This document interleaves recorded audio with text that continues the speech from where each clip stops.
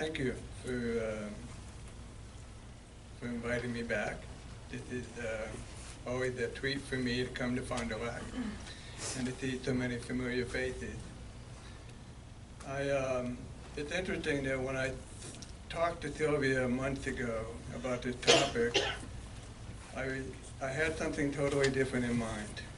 And so, in part because I often get asked, how do I hear? Because the type of hearing loss that I was born with is a hearing loss of discrimination, meaning that I really only hear the vowels very clearly, and most of the other consonants I don't. So it means I have to listen with my eyes because I lip read. It means I have to listen with my heart, with something that I would just call intuition. And through the years, a number of people have asked me, well, how do you do it? And I, of course, start talking about it. But the other part of it is that when you do an indigenous healing practice like I do, you listen to what's going on in this world, but you're also listening to the other world, the spirit realm, at the same time. And in the spirit realm, I hear everything perfectly. It's easy for me, because it requires a certain type of going in and connecting out. So originally I thought I was going to be talking about what it's like to listen between those worlds, but as our world keeps changing, as the challenges that are around us keep rising up, I've kind of changed a little bit about what I wanted to say today. So as I was thinking about this talk, I found a couple of quotes that I wanted to start with. The first one is from Paul Tillich, who's a Christian mystic. And the sentence that is, the first duty of love is to listen. And which is profound for me. And then the other quote, which I think speaks more to our time, comes from a poet named Hank Brandt. And then his quote is, our love needs to be bigger than our insanity. Our world is kind of insane right now. And when you travel around, as I've been fortunate to do, you begin to understand that while it's insane here in America, it's insane everywhere. The anxiety, the fear, the tension of what's going on in the world is rampant. So it's not just an American phenomenon. All over the world, people are reacting to an undercurrent. They can't really name it, but they feel it, they sense it. So in a sense, that is a way of listening. We're all listening to that, even if we don't know what it is. So my deepest belief is that most people want to live in a kind and gentle world. They want to be loving, but they don't believe it's possible because of what they see, what they're exposed to.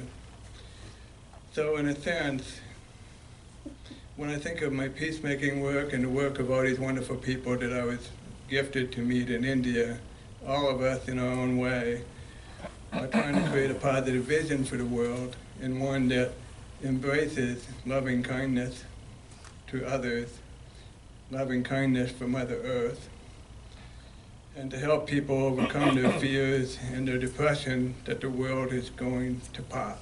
It's going, right? Now, the blessing for me of being in India was multifold in truth. I don't have this in my speech, but I would just say this. To be in a circle with people from all over the world who are working for peace is a powerful thing, but it was all on a human level. I had amazing conversations with people that I did not know. So, for example, with the idea of the Nobel Peace Prize winners, one of them had a 2-hour conversation with me about how he prays to the ancestors every day. And I thought, wow, he prays to the ancestors every day. You know, how indigenous, right?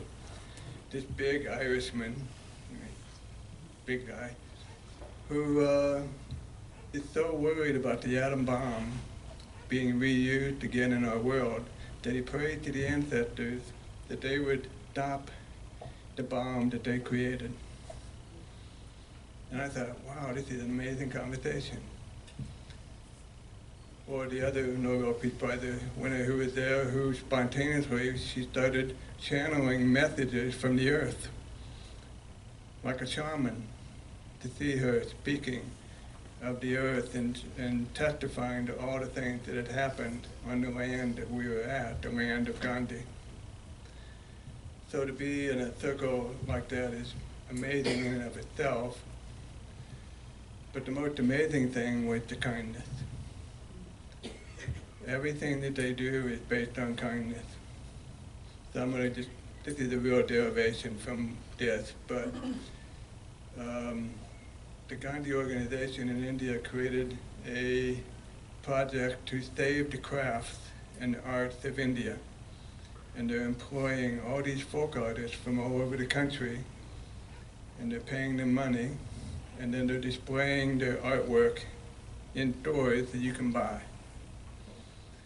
So we were all taken to see one of these stores. It was beautiful, beautiful cloth, beautiful artwork, all sorts of stitchery. I didn't want to get too much, but I thought I'd get a couple of little things just to bring back.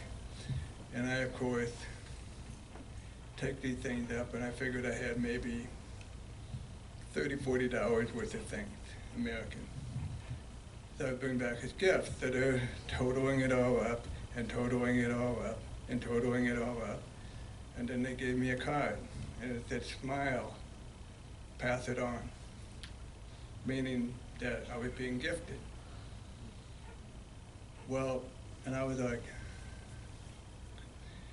but the truth of the whole system is that they base everything on the idea of gifting. Someone before me paid for my gift.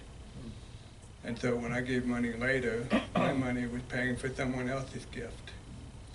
So they do everything by generosity. There is no fee. And then I watched the other 39 others who were in the circle of people that had been invited go through the same experience of receiving kindness, of being gifted by someone before them.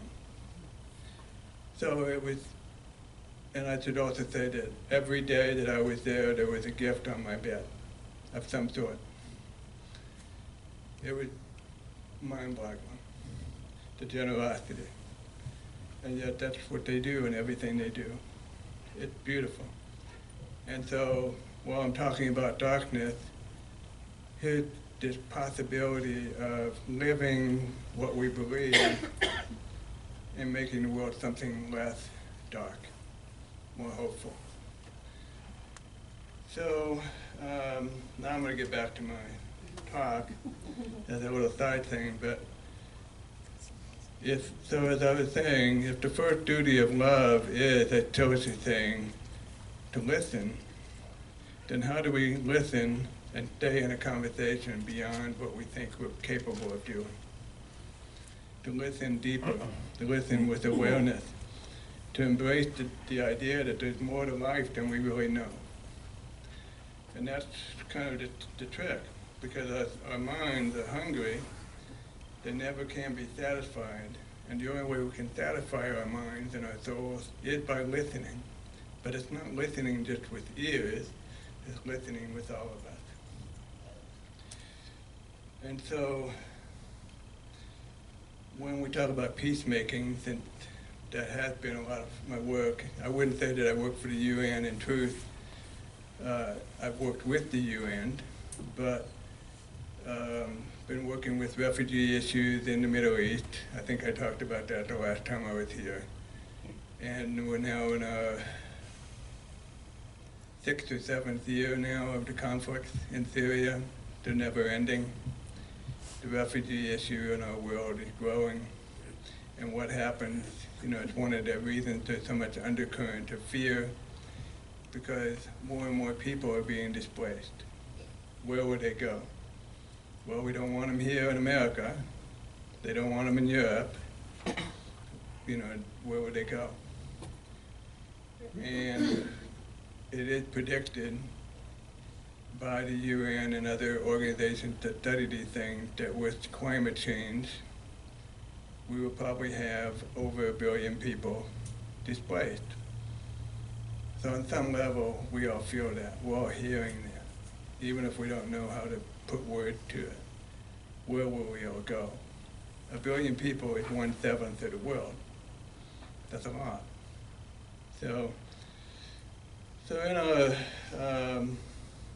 But in the truth, when we want to be blind to that, we're going into a state of disconnection. And in that disconnection, as we shrink away from that world, that's really the cause of violence after violence throughout the ages. It's what leads tribe and go after other tribes, nations to go after other nations. It's to preserve a very limited view of what's going on, because that's what theoretically feels safer. And so it really speaks to the importance of listening, of moving beyond what we think we know, because that's the only way we'll get to a place of peace. So when I was young, I had to learn how to talk as well as learn how to listen. And the first thing that I was taught when I was taught how to talk was to put my hand here on my throat and to match the vibration of the young woman who was my speech therapist, and I was 6 years old. But the thing that I noticed was that when I matched her vibration in myself with her, there was a feeling of harmony with another human being. And in essence, that's what listening requires. That sense of how do I listen to get to that place where my vibration and your vibration match. They've done research on some of these weird things. One of them is the fact that when people are in really strong emotional connection and really hearing each other, the heartbeats match. Your heartbeat will go at the same heartbeat rate as the person that you're talking with. Your breath rates will start to match each other. So when we go into deep listening, we actually start to really connect with another human being. So, because of my indigenous understandings of things, for them, everything is communicating with us all the time. The trees are communicating with us. The winds are communicating with us. You're communicating with me. Everything is alive, everything's communicating. And so their way of listening is to listen with all their senses. And not only are they listening, but they're listening in such a way that they're connecting with the actual sense of being alive and being connected to all life. And it's a much slower way of being. I think of all the walk that I've done with elders. First, I was 17 when I was hanging out with this one particular Lakota elder, and I would ask him questions, and he would never answer, because he was just listening. And he would go, And some of you have heard me maybe say these things before, but he would just go, And then if I was talking about something that he thought was a little off the beaten path, he might go, Right? And then maybe a month later, maybe 2 months later, he would start telling me a story. And I would know that what he was doing was answering my question from 2 months before. He had been listening, but he sat with it. He let it go inside. He let it percolate. That's deep listening. but it's not something that we do. You know, we're always in dialogue, and we're rehearsing that dialogue in our mind. Before somebody's even said anything, you're already answering it in here. And when we do that, we've shut it off. We're not listening. So these are difficult times in our world. I think if I ask you if you're weary, if you're overwhelmed by what's going on, I would assume most of you would put your hands up. Is that true? Do you get to the part where you just go, I can't look at Facebook anymore, I can't look at the news anymore, I can't pay attention to this or that anymore? All of that disconnect means that we're removing ourselves from the force of life. And in a sense, that's what leads to people not having hope. And hope is it's critical in these situations. Because without hope, we would just collapse and give up. Why would we be here? Our lives would have no meaning. They would have no purpose. I think that deep listening requires that we do listen to something much larger, something bigger than ourselves. There's a quote from a Leonard Cohen song that I happen to love, and the line in the song goes, if you don't become the ocean, you'll be seasick every day. And that's kind of like how I think of this time. We get seasick because we hear a certain amount and it makes us go like this, and yet if we listen to something bigger, we can get a better sense of what might be going on and what we might be able to do.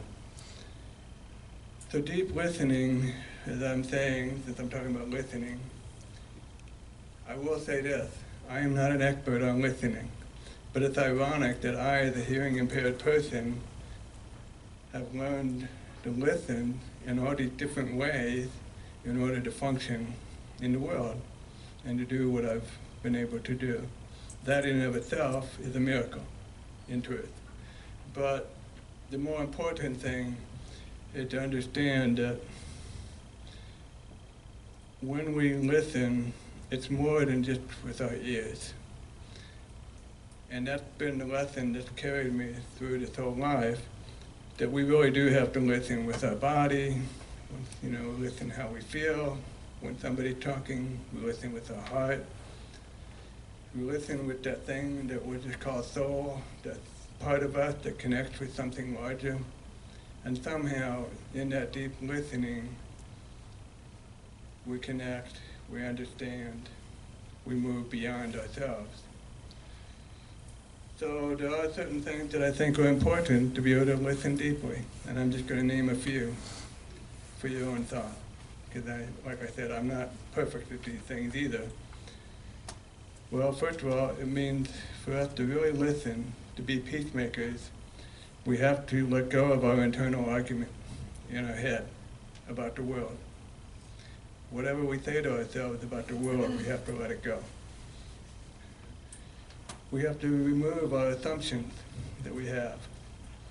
We have to reduce our sense of certainty about what's going on, because there's always more going on than we know. And we have to put down our ready answer for everything. There are no simple answers for what's going on in our world. But if we keep talking, if we keep dialoguing, we can get creative about what might help. And lastly, it requires discipline, inner discipline, to not finish the sentence before it's finished, before it's said. I have a lovely relationship with my sweetheart, and we often finish each other's sentences not because we're disrupting each other's listening, it's just that in our connection, we just hear each other so well. But this is different. When we start answering somebody else's statement before they finish, we've stopped listening. And so I thought I would maybe tell a story to illustrate the importance of what I just said. Many years ago, I was invited to a federal prison in Erie, Pennsylvania. which is western Pennsylvania. It's a very conservative part of the state of Pennsylvania. It's actually in the news right now because there's a congressional special election coming up. And so in this area of the state, there's a federal prison just outside of Erie, beautiful countryside, mountainous area. There's something about this country where we build prisons in the most beautiful places. So just imagine what it's like to be confined, but then to be confined in a place of beauty. So I was invited to this prison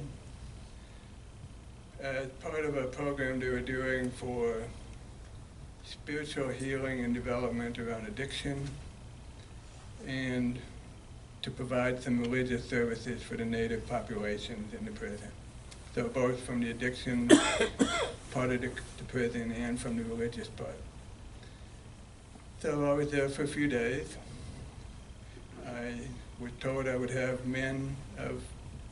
circles of 45 men for 3 hours in the morning and 3 hours in the afternoon.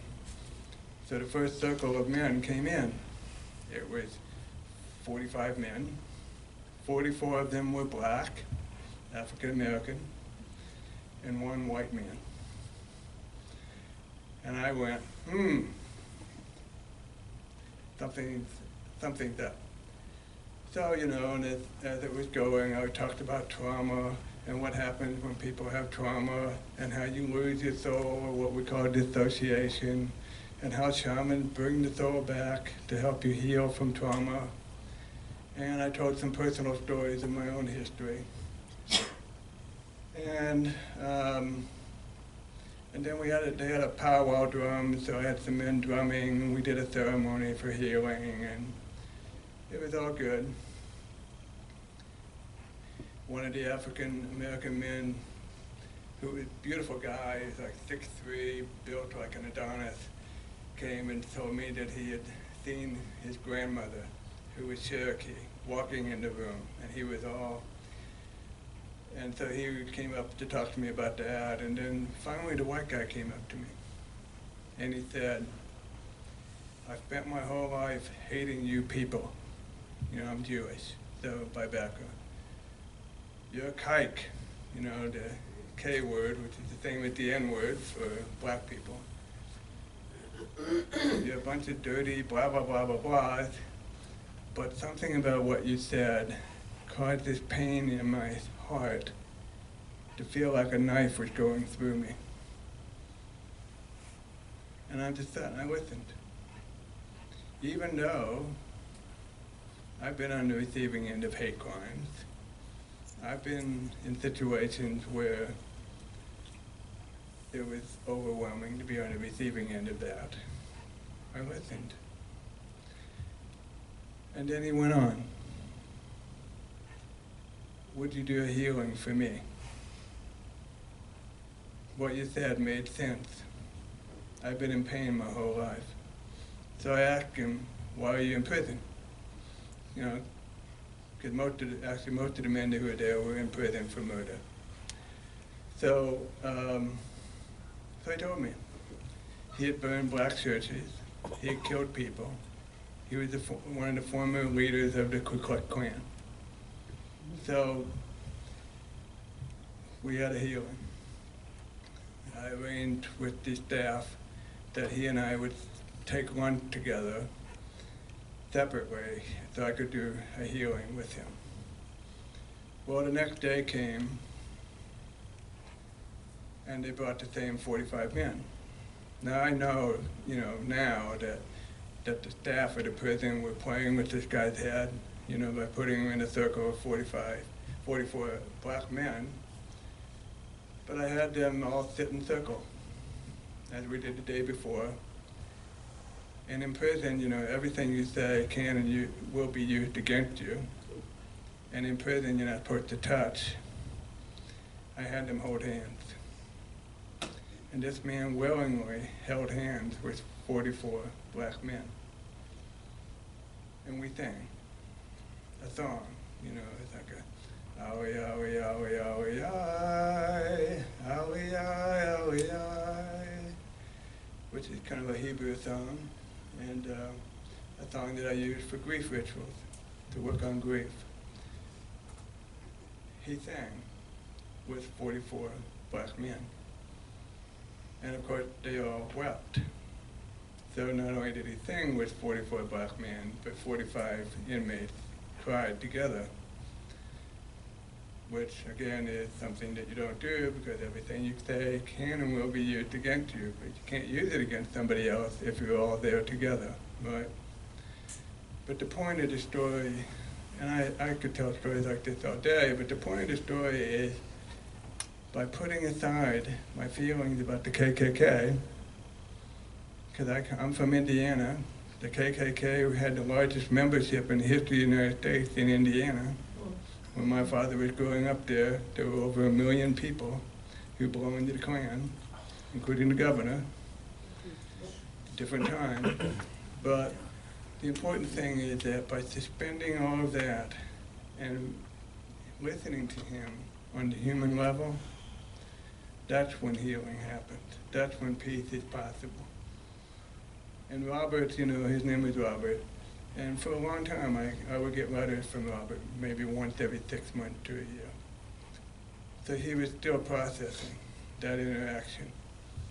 To me, that's the importance of listening deeply. Because then, when we listen in that way, we're taking it in completely. We don't have to have a ready answer when we're listening. We let it germinate, like the elders.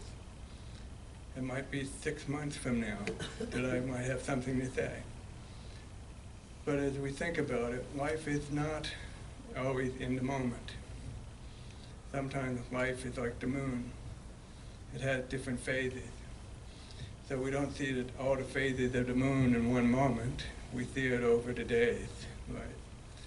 So in a sense, when we're listening, we let it germinate. And often that's when the magic happens. And that's when the clouds kind of go by and the sun comes on. Now, when I was doing this, thinking about this talk, part of what started this thought in my mind originally was I was reading the story of an American soldier, a colonel, who was in Iraq, and he was supposed to go into the town outside of Mosul. You know, Mosul, maybe you've read Mosul in the news. And they were basically on a peace mission, but somebody had said that the Americans were coming to destroy the mosque and kill the imam. And he walked in with all his men, and he noticed and started to sense the tension that was in the air. He turned and turned to all of his men, and he said, "Smile. Put your guns down. Let's all get down on our knees." And so they all smiled. They all put their guns pointed down. They all got down on their knees. And then all the anxiety went way down. Now the truth of that story is very simple. You can't get to that place of knowing unless you're really listening. That's a magical moment that happened, but it happened because this one man who was a leader listened on this very deep level. Now he could have gone, "Oh, we're going to get killed," that, you know, we're walking into an attack, but something in him heard deeper. And to me, that's the whole thing about deep listening, because it's really our work about how do we become a full human being by listening deeply to what's going on around us. So I'm going to leave you with a couple of questions for you to think about. And that is, are you holding the voice of others long enough to hear your own? That's a question for you. Are you holding the voice of others long enough to hear your own? Which is what I mean by that story about the soldier. And the other one is, are you moving beyond your own stubbornness to learn from others? Now at this point, usually we have some questions. I'm aware that the topic is, to me, relevant to what's going on right now with what happened in Parkland, Florida, with the youth speaking out about their experience. I would also say, even with that topic, I'm not sure that we're really listening to their pain, but not only their pain, but the issues of what's needed beyond the simple answer. There are no simple answers here. But I just wanted to point that out as well. And let's just see if anybody has any questions.